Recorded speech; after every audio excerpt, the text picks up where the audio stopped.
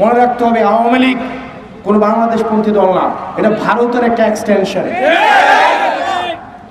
আমাদের একমাত্র সম্পর্ক হচ্ছে জুলাই।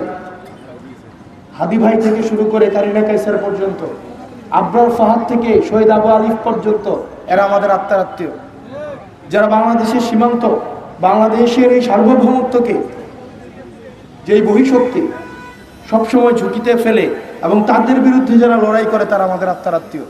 আমরা হাদি ভাইয়ের চাই বিচার সুনিশ্চিত হোক, এবং একই সাথে এই জুলাইয়ে থেকে শুরু করে গত 17 বছর বিএনপির অসংখ্য নেতাকর্মী নির্যাতন নিপীড়নের মধ্য দিয়ে গিয়েছে, যায় নাই? ঘরে থাকতে পারছে, জানাজায় আসতে পারছে, বাপ মা ব্যবসা চালাইতে পারছে, পোলাপাইন নিয়ে স্কুলে যেতে পারছে, বাড়িতে এসে থাকতে পারছে। এই অসংখ্য বিএনপি নেতাকর্মীদেরকে নির্যাতন নিপীড়নের মধ্য দিয়ে যেতে হয়েছে। আমরা সেগুলোর বিচার চাই। আমরা চাই, মনে রাখতে হবে, বিএনপি, জামাত, এনসিপি, বাংলাদেশপন্থী যে রাজনৈতিক দলগুলো আছে, আমরা ঝগড়া করব, আমাদের মধ্যে বিবাদ হবে, এটা আমাদের নিজস্ব বিষয়। এখানে জনগণ যাদেরকে তাড়িয়ে দিয়েছে, তারা আর বাংলাদেশে আসতে পারবে না। আমাদের মধ্যে মতপার্থক্য হবে, পলিসি নিয়ে বিভাজন হবে। বিএনপির অনেক বিষয়ে মানব না, ওরা আমার অনেক বিষয় মানবে না, এটা গণতান্ত্রিক প্রক্রিয়া।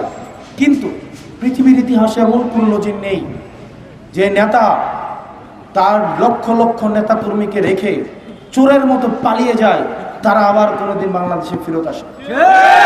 পৃথিবীতে এমন কোন নজির নাই।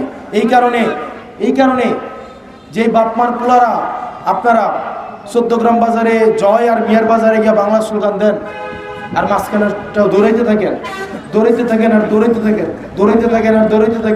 এই দৌড়ানোর মধ্যেই আপনারা সারা জীবন থাকবেন।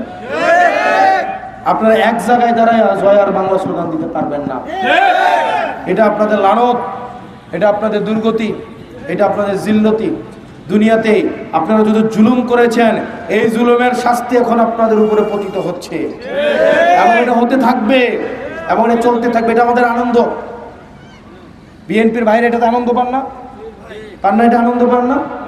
এটা তাদের আনন্দের মধ্যে থাকেন। আমাদের মধ্যে মতপার্থক্য হবে, কিন্তু এখানে মনে রাখতে হবে আওয়ামী লীগ কোন বাংলাদেশপন্থী দল না, এটা ভারতের একটা এক্সটেনশন।